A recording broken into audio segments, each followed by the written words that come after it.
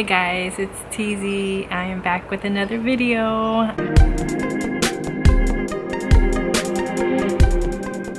I know I've been MIA, so I figured that I would do this video and just kind of summarize my July. This would be my July update of trying to conceive.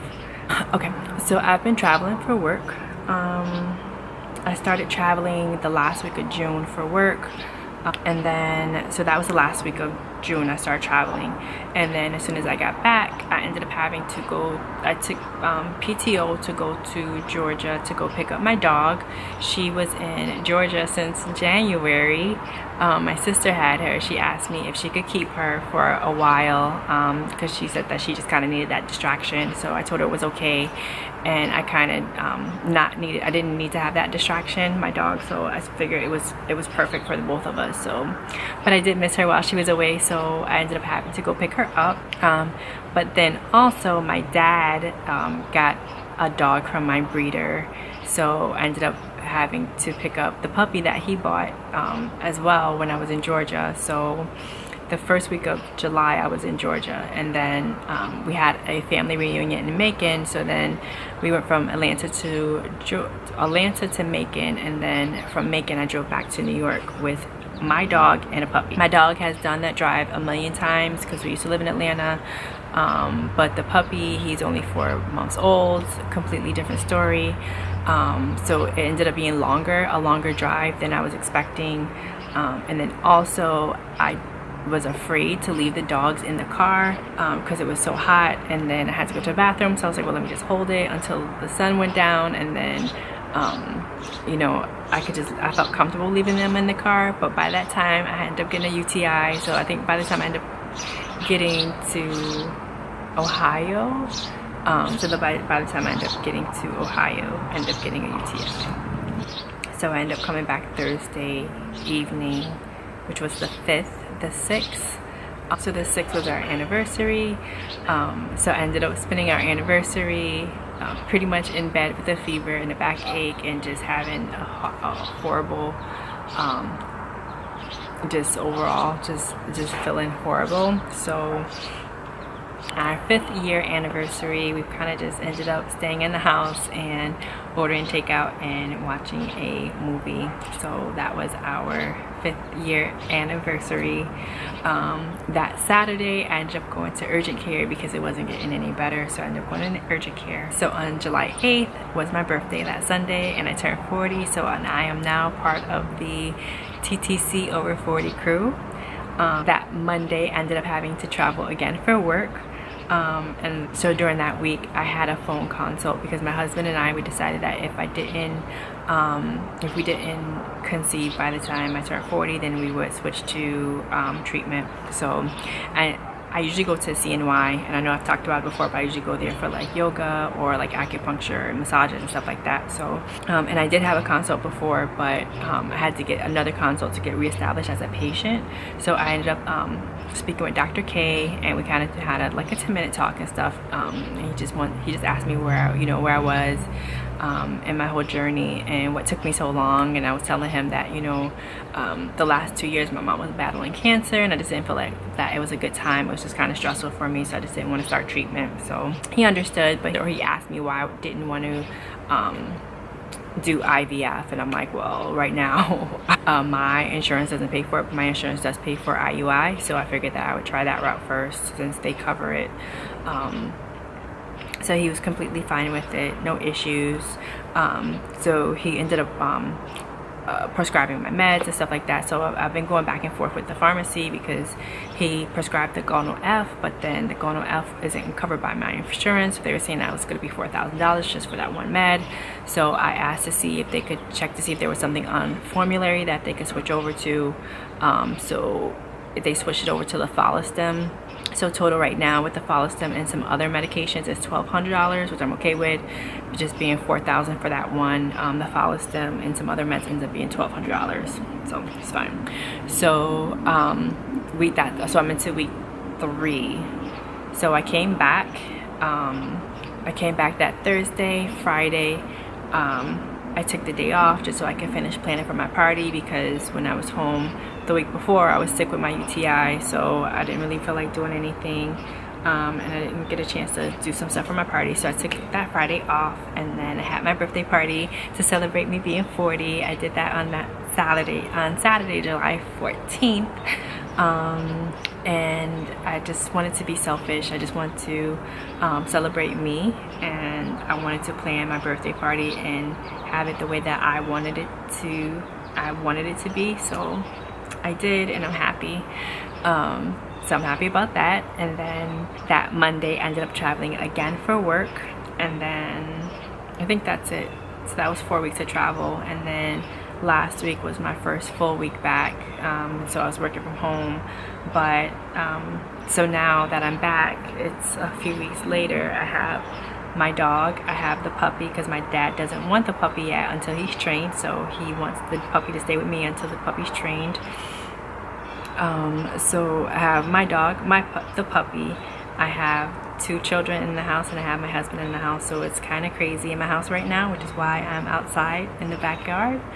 And I kept saying, okay, whenever there's a chance, whenever there's quiet, then I'll film, and that just hasn't happened. So I'm like, I didn't want to wait longer, so I was like, let me just go outside and do it. So if you hear birds chirping or cars driving by or planes, it's because I'm outside in the backyard. So I'm in the backyard. So yeah, so that's where I am with that. I'm on cycle day 26, so the goal is to start treatment in my next cycle, which is coming up in a couple of days. And I don't know, like I keep going back and forth. I keep saying, well, maybe now is not a good time, maybe now is not a good time, but then I figure, like, when is it gonna be the perfect time? Like, and I kind of realized that, like, there's always something that's gonna come up where it's just not gonna be the absolute perfect time. So I keep putting treatment off. I'm not sure why, but I'm like, I can't keep putting this off. Like, I need to just do it. And then I've been so busy, I haven't been saying my affirmations and my mission statement. So the other day I was like, well, let me bring out my affirmations and my mission statements. And actually one of my mission statements, says, I'm ready to see myself and rise to the challenges that come up. So this is a challenge, so I need to rise up to that occasion. I need to rise up, and I need to face whatever challenges come my way. So I'm like, I can't keep putting this off. I need to do it. So we're gonna do it. And so yeah, that's my brief update that I tried to get to do in, let's see, less than 10 minutes. So I think I gave you guys an overview. I had to put some notes down, but I think that I gave you kind of an overall overview of where I've been. I've been traveling a lot, and on the weekends, like I said, it's just been kind of busy. But now that I'm home, I'll try. I'm not sure when I'm going to be able to film in the house, so we'll see. This is a nice little setup back here, so I might just stay outside for a little while since it's the summertime. Why not? So also I was tagged by Tamika for the 11-11-11 challenge, and I'm sorry that I'm doing this late, but I am going to, since you tagged me, I am going to still do it. I'm a loser. I suck at stuff like that. I'm sorry, but I'm going to do whatever I can to support my TTC sisters. So I'm going to go ahead and go through and answer the questions. I don't have 11 people to tag because I'm a loser, and all the people that I was going to tag, they've already done it, they've been tagged. So I'm like, I suck, but it is what it is. So I'm going to do it. So I'll pull up the questions. Okay, so the first question is, what is your name and how old are you? For now, you can call me TZ, and I'm 40 years old. Just a quick background to that. So I lived in Atlanta, Georgia. I lived in Atlanta, Georgia for about 7 years, and when I moved there, they told me that they had to make me more southern, so they put TZ at the end of my name, and it ended up sticking. So that's where the whole TZ thing came from. And then I just started putting that at the end of, you know, everything. So TZ and I'm 40 years old. What's your relationship status? So I'm currently married. I've been married for 5 years and I've been in a relationship for 9. So if you have a partner, what is his or her name and age? He is 37 years old, and you can call him Mr. TZ for now. He said that he would come and he would do a video with me, so you will meet him hopefully sooner than later. So I'll answer I will answer the bonus question because I'm a loser and I suck. But what is my TTC limit? Actually, right now I don't have one. I've been doing like treatments here and there, as far as like, you know, acupuncture, abdominal massages, tinctures, things like that, and that adds up. But I know that especially like with the prescriptions, and then them telling me that one medication was $4,000, I'm like, oh my gosh, like this is like it's finally starting. So I don't have a limit right now, so I don't know, we'll see. But I know Tamika said that hers is 35,000. I could see, I think I can see myself spending that much money. So how long have you been trying to conceive? So we've been married for 5 years, and after we got married, my husband and we said that we would try to expand our family. So we got married in July, and then I ended up having a myomectomy surgery in November of that same year. And then, you know, it was like after that I was like, okay, we're going to have a baby type of thing, and of course it didn't happen. But we've been trying to conceive, I guess you could say, for the last 5 years. But then also I do travel for work, so there's been times where we haven't been able to try to conceive in that window of time. And even the month of July, this past month, we haven't been able to try and conceive because I wasn't here during that time when I was ovulating, which sucks. But that's happened quite a few times with my job and me just traveling, stuff like that. So about 5 years off and on. So if you could go back and talk to yourself at the beginning of your TTC journey, what words of encouragement would you give? So again, it was 5 years ago, and to be honest with you, so that was what, I was 35. I feel like I wish that the doctor would have suggested or recommend that I freeze my eggs at that point. And it was like I had to sign, you know, paper in the case if anything went wrong, then they would do a hysterectomy. But as far as like any other, so in that case, if I did have to have a hysterectomy, like that would have been it, you know what I mean? So I just wish that and just moving forward, if I can educate women, just to tell them like, hey, if that's gonna happen, it doesn't hurt to just freeze your eggs, or to just look into stuff a little bit more, because I didn't know anything about that back then. But then now that I'm 40, I'm trying to conceive, and my egg quality isn't the same as it was 5 years ago. So I just wish that would have been, something that came up, and it didn't. So yeah. Any known obstacles or challenges to trying to conceive? There's always a lot of things, I think, as far as with me. I don't know, like I said, as far as like,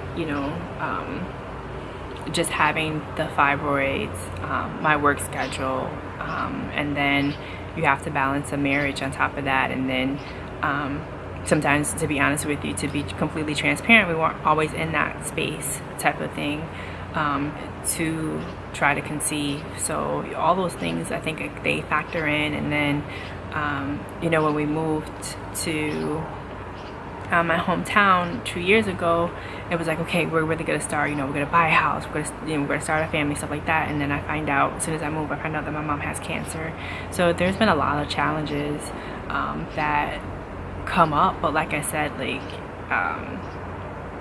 you can't keep putting it off. So whatever it is, just face it. And like I said, with one of my mission statements is, as far as like, rising to whatever challenges come up. So I need to start reading my mission statements and my affirmations a little bit more, because I kind of been slacking the last month. But those are challenges, you just kind of have to face them. So that's that. How many sticks do you pee on during a cycle? Be honest. Include OPKs and HPTs. To be honest with you, I don't do it often. As far as with the ovulation, I do, but as far as like home pregnancy tests and stuff like that, I definitely don't. I don't, and if I do, it's because I'm late, and then I'll do it. But as soon as like I don't do it before then. So the only time I do, I do the OPK, but as far as the HPT, that's definitely not often that I do. And then like I said, it's only because like I'm late, and I'm late, so that's pretty much it. But it's not often, or it's not as often as some of the women that I watch do it. I don't do it that often. How many times in a cycle do you ask someone else to squint at your sticks, asking if they see a second line? I've never done that, to be honest with you. I've never seen a second line. All of my tests are absolutely bitch no, hell no, go sit down. It's negative, so no. I've never had to ask anybody if they've seen a second line, like, ever. What is the earliest DPO you started testing? Like I said, as far as I don't, usually after, as far as like with my cycle, if I am late, so it'll be like day 30 or 31, then that's when I test, but I don't test before then. Next question, natural or medicated birth?